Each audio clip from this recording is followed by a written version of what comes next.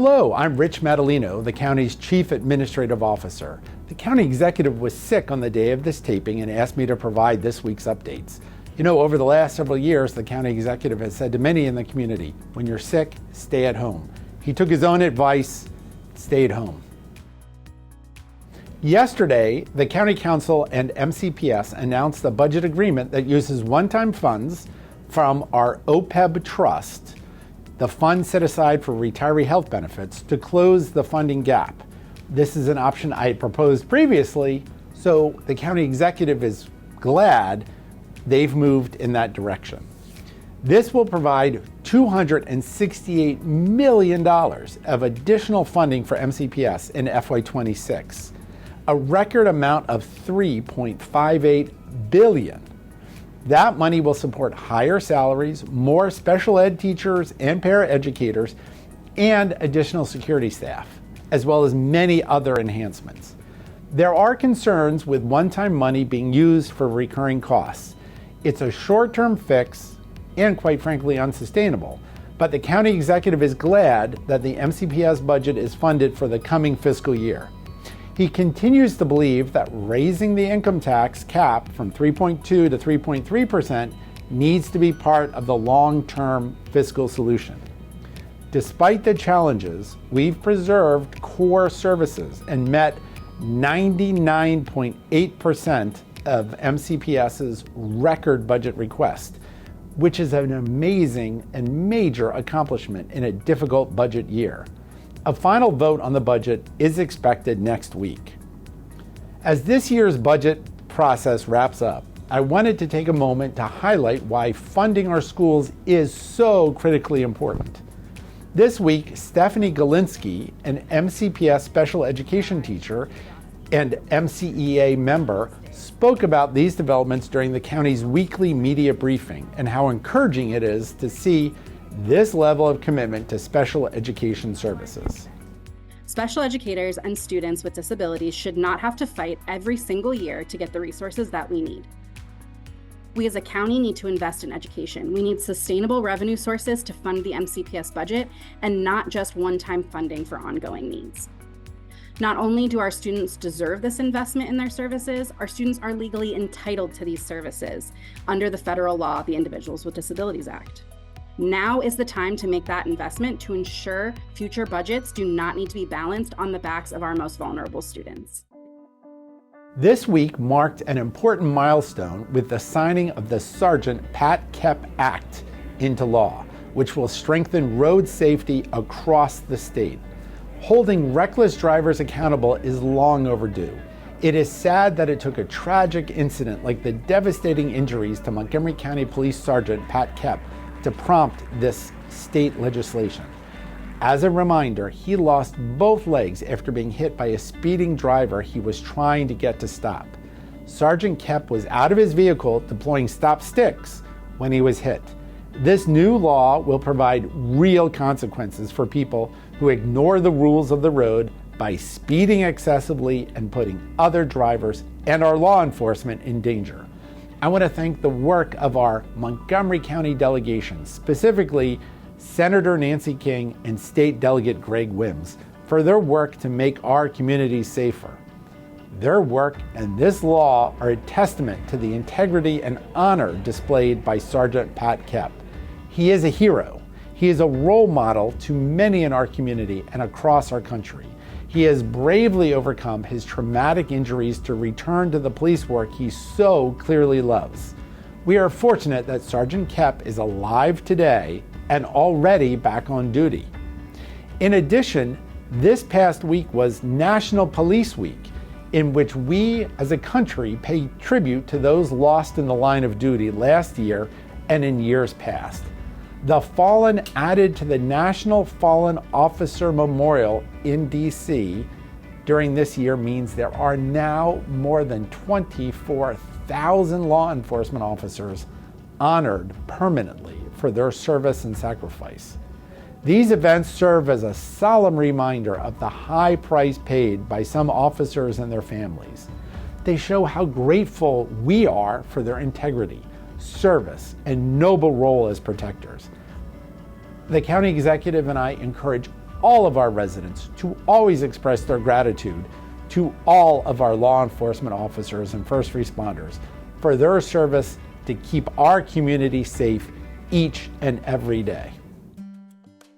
On Wednesday, the Council of Governments updated the public on its annual point-in-time count of unhoused individuals throughout the D.C. region, which happened in January. Montgomery County unfortunately saw a 32% increase in its homeless numbers, sadly including a more than 60% increase in homeless families in need of a stable place to live. Many factors out of our control have contributed to these figures. We have seen the number of evictions rise since pandemic-era moratoriums were lifted. High rent prices across our county are also a factor. We offer many families rental assistance when they can't pay, but too many of those families are coming to us with larger and larger debts. The average family now owes between $6,000 and $12,000 to their landlord. That has helped drive our homeless numbers above what we saw even before the pandemic. And they are approaching our recent high of 1,100 set in 2015. As sad as these results are, they are also not surprising. How we choose to respond says a lot about the kind of a community we are and how much support our residents give to organizations that support aid efforts. We have been attacking this problem since the winter, helping more homeless families find shelter and providing the kind of support needed to make homelessness a rare, brief, and temporary situation. Since January, our intervention has helped us dramatically reduce our numbers. We have helped relocate dozens of families from the streets to shelter.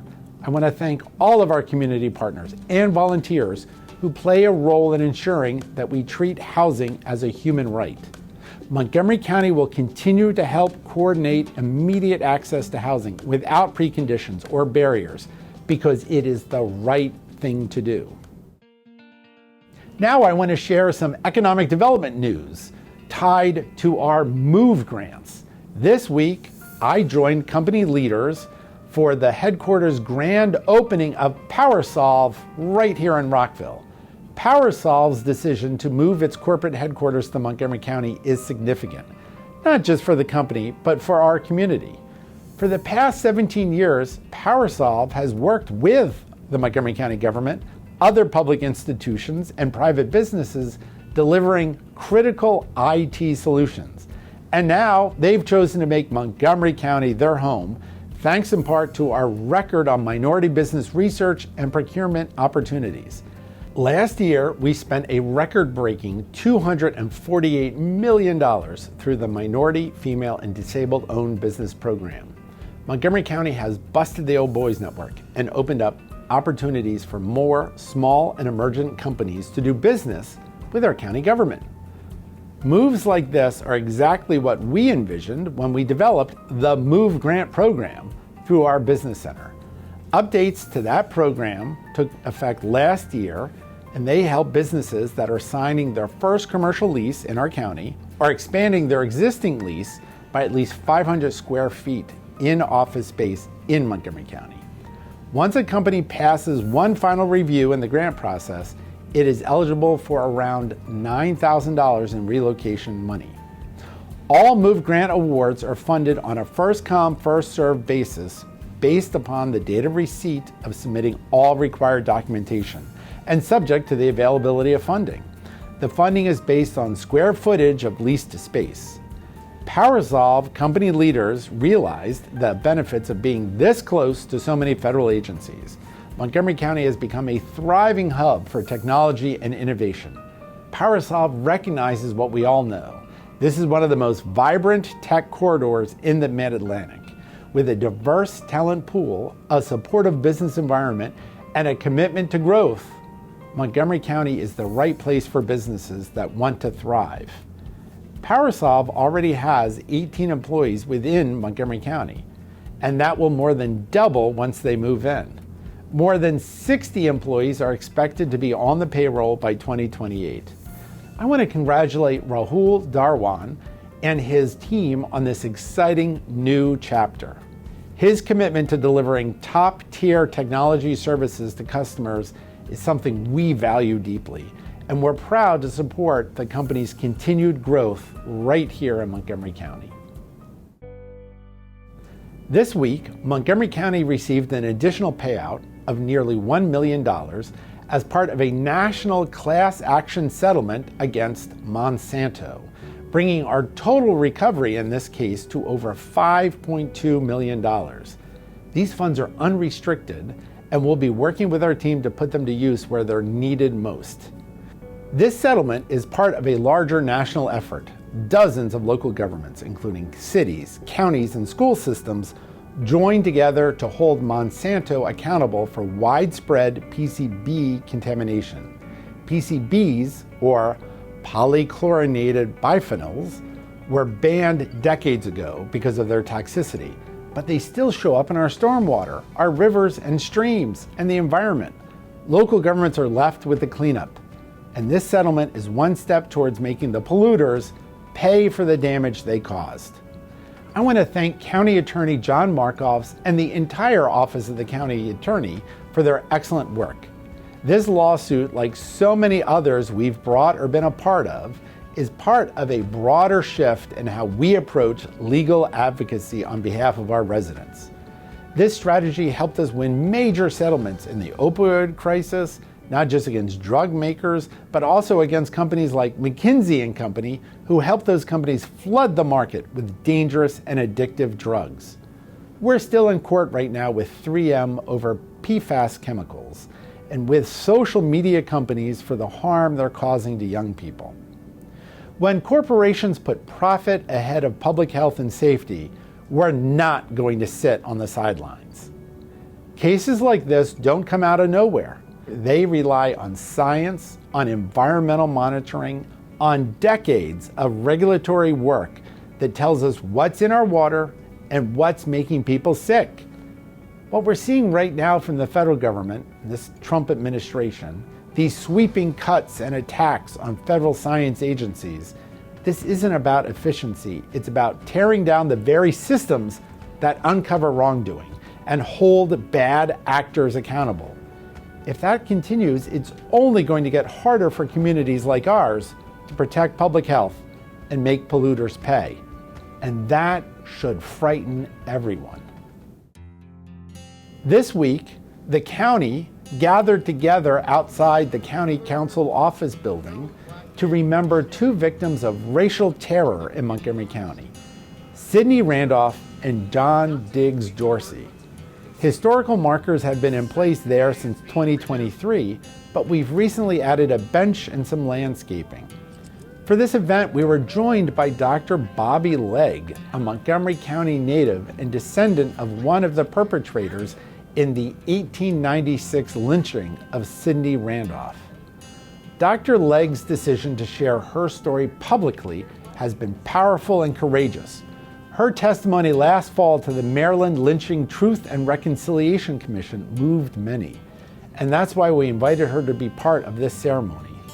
This remembrance and reconciliation effort reflects our commitment to racial equity and social justice. Unlike what we're seeing from the federal government in Republican-led states, we in Montgomery County are not going to whitewash history. We are going to teach and tell the truth, even when it's uncomfortable. We're proud to keep diversity, equity, and inclusion at the center of our work. That includes confronting the legacy of redlining, racial violence, and systemic racism that existed right here in Montgomery County, Maryland. These historical markers and this ceremony are part of how we move forward together with honesty and purpose. That's a wrap for today. I hope you all have a great weekend. Watch out for flooding. The river's going to rise, and I'll see you again soon.